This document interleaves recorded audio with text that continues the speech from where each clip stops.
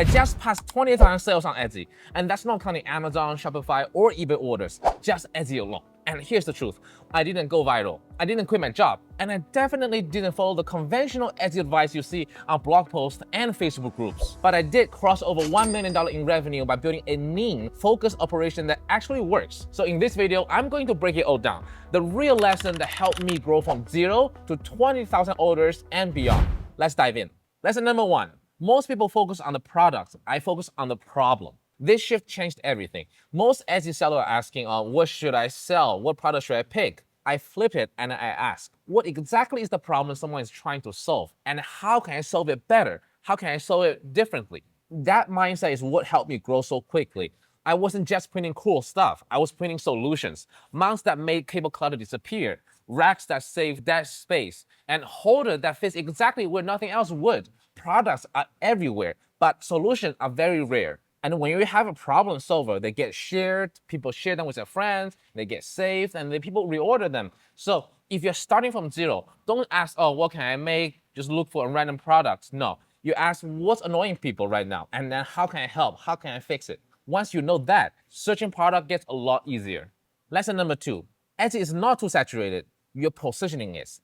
I get this question all the time. Is Etsy too saturated right now? Too many people up there, they're selling for too cheap? Short answer, yeah, if you're doing what everyone else is doing. I have sold things others were selling too. The difference was how I framed it. What angle did I use to sell it? I niched down my audience and made sure that my branding felt intentional. So instead of selling like controller mounts, I was selling Oculus controller mounts designed specifically for simulation rig. Same product category, much more niche. So that's how you win in a very crowded space. You have to niche down and make yourself very different from everyone else. Lesson number 3, when do you buy more machines and expand?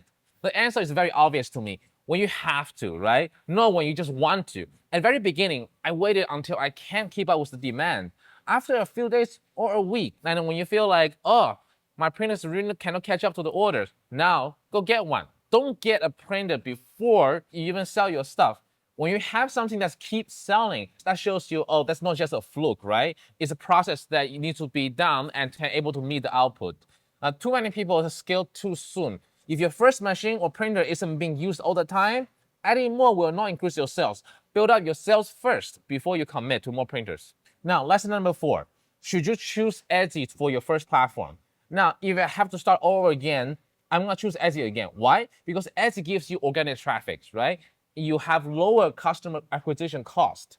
What I mean by that, when you build your own website, you have to bring traffic to it. You have to buy Meta ads, you can get Google ads, you have to post in Facebook groups, you can post this, post there. It will cost you a lot of time and money.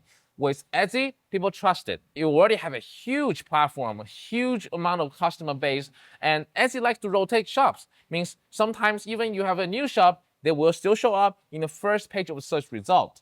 Now, there's also another thing that have built-in trust from customer. What do I mean by that? When you have a new site, people don't know who you are. You have no review, you have no traffic, you have no presence on the internet. So when people see your website, they're not sure they want to buy from there. Now, Etsy is different. They have guarantee. There's a huge platform, huge site. They heard about the name before. And Etsy is very easy to use. If you ever tried eBay's listing tool or the Amazon listing tool, I don't know how it's possible, but it looks very old. It's pain. Etsy, it's very easy, almost like a game. Everything's very clear. Don't get me wrong, multi-platform in the later stage is very good, but trying to launch everything on Etsy, Amazon, and Shopify all at once when you have no momentum, that's a recipe for burnout.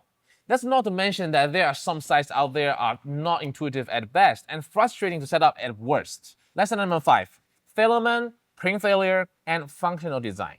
If you're running a 3D printing business and you're not thinking about use case durability, you'll find out the hard way. Buyer will ask, can this go on a hot car? Can I put a coffee mug on this? And will this snap if I drop it? You don't need to be a material engineer, but you should know what PLA, PETG, and ASA can and can't handle. And when designing your own product, simpler prints equals fewer failure equals more profit. Flat bottoms, fewer support, faster print times, that's where the margin is. I stopped obsessing over perfect when my printing success rate is over 95%. At that point, it's better to launch and learn than try to tweak forever. Lesson number 6, there are hidden time sinks. Nobody talks about this, right? You think your biggest time spent will be printing.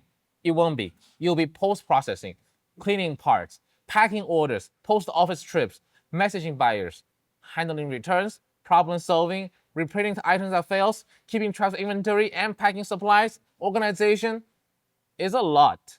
None of these are hard, but together they're relentless. So I built a system, shipping presets, message templates, batching production. It's a learning curve. Things will be overwhelming at the beginning, but once you build a system, you will have an easier time. If you want to know more about how I did it, make sure to subscribe so you don't miss out when I upload the video about how I build the system myself.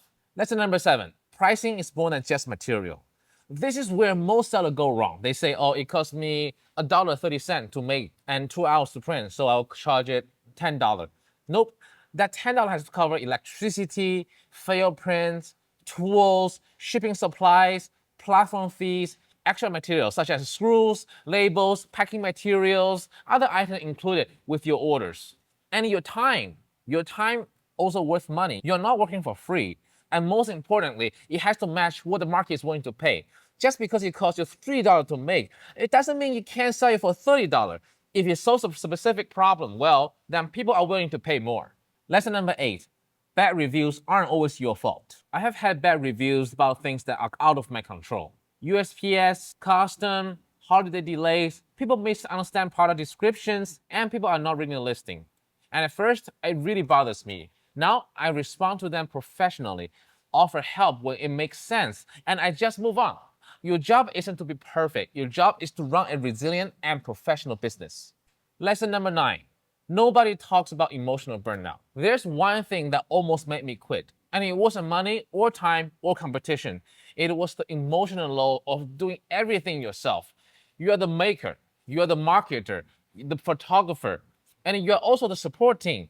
And if you're juggling a job or a school on top of this, it's a lot. That's why systems and mindset matters more than tactics. Take breaks, protect your focus, and outsource things when you can. I didn't get here by have any of my product going viral. I didn't get here by grinding 24/7. I got here by building slowly, intentionally, and staying consistent. If you're still in that early stage, here's my advice. Don't aim for 20,000 sales. Aim for 10, and then 50, and then 100. That's the real blueprint nobody talks about. Small wins, and then you get data, and then you repeat what you're doing. In the end, you scale. If this helps, make sure to subscribe and hit like button so more people find it. If you have got questions or want me to go further or go deeper on any of the topics I mentioned earlier, drop that in the comments. I actually read them. Thanks for watching, and I will see you in the next one.